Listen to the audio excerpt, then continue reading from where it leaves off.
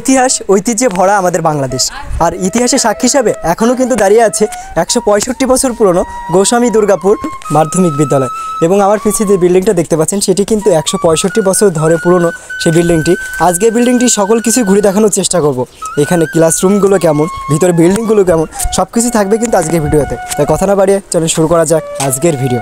তো গাইস, আমি ঠিক বর্তমানে এখন অবস্থান করতে দেখতে পাচ্ছেন গোস্বামী দুর্গাপুর বহুমুখী মাধ্যমিক বিদ্যালয়। এবং ভিতরে প্রবেশ করব এবং ভিতরে পরিবেশটা দেখানোর চেষ্টা করব। ভিতরে কেমন পরিবেশ, কেমন ক্লাসরুম, সবগুলোই থাকবে কিন্তু আজকে ভিডিও।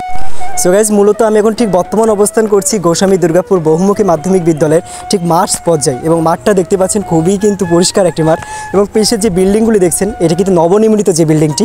এবং এর পাশে যেটি আছে আমার পেছিয়ে দেখতে পাচ্ছেন সেটি কিন্তু 1860 সালে যে ব্রিটিশ আমলে যারা শাসন করে গেছেন তারা কিন্তু এই বিল্ডিংটি তৈরি করেছেন। সো বিল্ডিংটির ভিতরে যাওয়ার চেষ্টা করব এবং বিল্ডিংয়ের ভিতরে কেমন কী পরিবেশ সেটা দেখানোর চেষ্টা করব। এবং এটা কিন্তু ইতিহাসের সাক্ষী হিসাবে এখনও দাঁড়িয়ে আছে প্রায় 165 বছর ধরে এই গোস্বামী দুর্গাপুর গ্রামে। সো গাইজ, বর্তমানে আমার পিছিয়ে যে বিল্ডিংটা দেখছেন এটি কিন্তু ঠিক 1860 সালে নির্মাণকৃত যে বিল্ডিংটি এখনও কিন্তু দাঁড়িয়ে আছে ইতিহাসের সাক্ষী হিসাবে। সো আমরা ভিতরে যাওয়ার চেষ্টা করব। আর এটা দরজা কিন্তু 12 ফুট উঁচু। এটা কিন্তু সবচেয়ে আকর্ষণ করবে আপনাকে, কেননা অন্যান্য দরজা কিন্তু যেখানে 4 থেকে 5 ফুট 6 ফুট হয় সেটা কিন্তু এখন 12 ফুট উঁচু। আর দরজাটা দেখতে পাচ্ছেন বৃহৎ আকৃতির দরজা। সো আমরা ভিতরে যাওয়ার পরিবেশটা দেখানোর চেষ্টা করি। এটা কিন্তু স্কুল মতো ছিল। সো এখনও কিন্তু সেই ক্লাসরুম বা অফিসগুলো কিন্তু এখনও আছে। প্রত্যেকটা রুম কিন্তু কাঠ দিয়ে ওপরে দেখতে পাচ্ছেন। এখন যে জায়গায় কিন্তু সিমেন্ট রড দিয়ে তৈরি হয় সেই সময় কিন্তু কাঠ দিয়ে সবগুলো তৈরি হতো।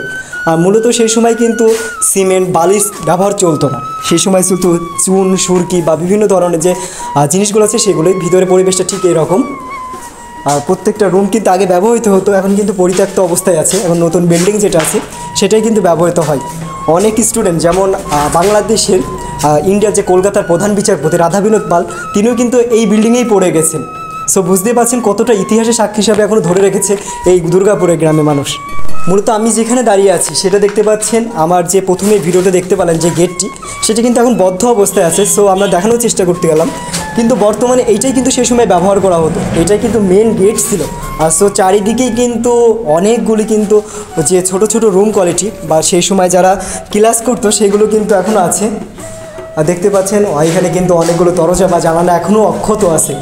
সো সেইগুলোর এখনকার জিনিস যেগুলো বিল্ডিংগুলি 50 বা 60 বছরের ভিতরে যেগুলো ধ্বংসের প্রাপ্ত, কিন্তু এখন যে বিল্ডিংটা দাঁড়িয়ে আছে সেটির বয়স কিন্তু 165 বছর। সো গাইজ, মূলত আমি কিন্তু আছি গোস্বামী যে মাধ্যমিক বহুমুখী বিদ্যালয়ে। এবং এখানে একজন স্যারের সাথে কথা বলার চেষ্টা করব। তিনি যে এখানে কর্মজীবনে আছেন তার কেমন মনোভাবটা কেমন সেটা জানার চেষ্টা করব। চলো, দেখতে পাচ্ছেন আমরা একটা ক্লাসের সামনে আছি। সো স্যার কিন্তু ক্লাস নিচ্ছে, আমরা স্যারের সাথে কথা বলার চেষ্টা করি। আসসালামু আলাইকুম। স্যার, ভালো আছেন? ইনশাআল্লাহ আছি ভালো। স্যার, এই স্কুলে আপনি কত বছর ধরে এখানে কর্মরত? আমি এখানে প্রায় 15 বছর অতিবাহিত করেছি। 15 বছর ধরে আছেন, অনেক দীর্ঘ সময় ধরে। সো আপনার এখানে কর্মরত হয়ে কেমন লাগছে? এখানে আমি যখন প্রথমে আসি তখন আমার কাছে মনে হয়েছিল যে একটা পুরাতন স্কুল, এই স্কুলে আসলে আমি যে আমাকে বানায় নিতে পারবো কিনা। তারপরে আস্তে আস্তে আমি এখানে এসে খুব ভালো ফিল করছি এবং আমার কাছে এখন পর্যন্ত খুব ভালোই লাগে। তাছাড়া মূলত এটা তো 4টা জেলার ভিতরে প্রথম স্কুল, সেটা সম্পর্কে যদি একটু বলতে। আচ্ছা, এটা আসলে ব্রিটিশ শাসিত আমাদের এই বিদ্যালয়টি 1860 সালে এই স্কুলটি স্থাপিত হয়।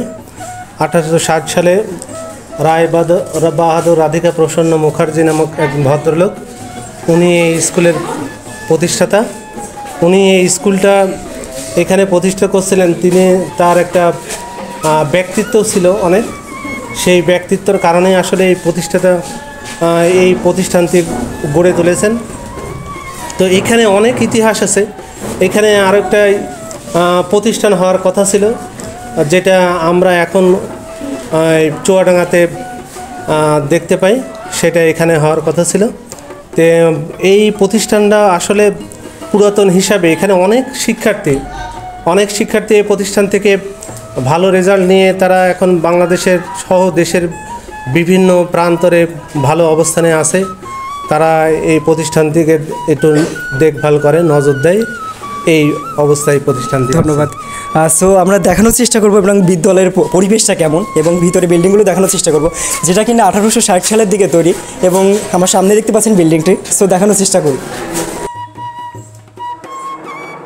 মূলত এটা কিন্তু গোস্বামী দুর্গাপুর বহুমুখী মাধ্যমিক বিদ্যালয় হলে এর কিন্তু প্রাক্তন নাম আছে Goswami Durgapur English high school.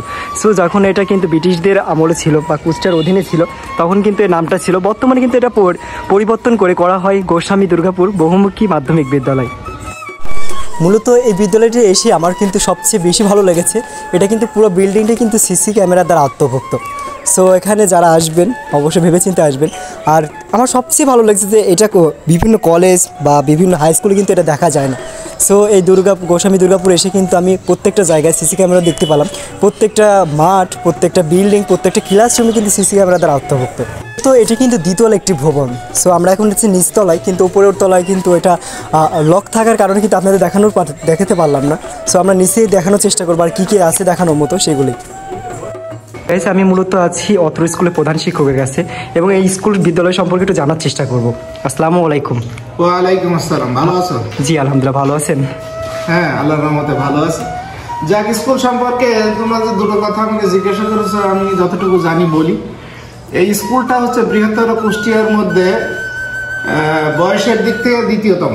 প্রথমটা হচ্ছে কুষ্টিয়ার কুমারখালী উপজেলার এমএন হাই স্কুল, দ্বিতীয়টা হচ্ছে আমাদের গোস্বামী দুর্গাপুর বহুমুখী মাধ্যমিক বিদ্যালয়। এই বিদ্যালয়টি 1/1/1860 সনে কলিকাতা বিশ্ববিদ্যালয় হইতে স্বীকৃতিপ্রাপ্ত এবং এই এলাকার তখনকার প্রখ্যাত জমিদার রায় বাহাদুর রাধিকা প্রসন্ন মুখার্জি CIE তার সম্পূর্ণ ব্যক্তিগত অনুদানে তিনি সেই আমলে বিদ্যালয়ের পুরাতন দ্বিতল ভবনটা নির্মাণ করেন এবং 2 একর 36 শতাংশ জমি দান করেন। সেইখান থেকে বিদ্যালয়টা প্রতিষ্ঠা লাভ করে এবং অত্যন্ত সুনামের সঙ্গে বিদ্যালয় এ যাবৎ চলে আসছে।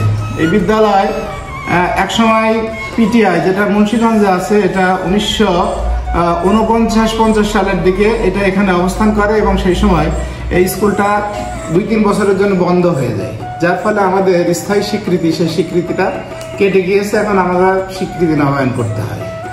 স্কুলে বর্তমানে 18 জন কর্মরত আছেন, এর মধ্যে 12 জন শিক্ষক এবং 6 জন কর্মচারী আছেন। মোটামুটি এখন 600+ স্টুডেন্ট এখানে লেখাপড়া করে। স্কুলের SSC পরীক্ষার রেজাল্ট বরাবরই ভালো গ্রামীণ পরিবেশ হিসাবে। তো স্কুলটা এইভাবে আর কি চলছে, এলাকার লোকের সহযোগিতায় চলছে।